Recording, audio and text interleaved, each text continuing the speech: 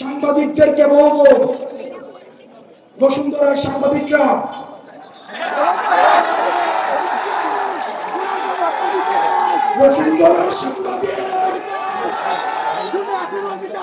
খনি হাসিনার পক্ষে এই বসুন্ধরার মিডিয়া কি বৈধতা উৎপাদন করেছে আমরা ভুলে যাই না। এই বসুন্ধরা গ্রুপের সাংবাদিকরা আবার মগ্ন হয়ে অপরাধের বৈধতা উৎপাদনের জন্য আবার নেমে পড়েছে।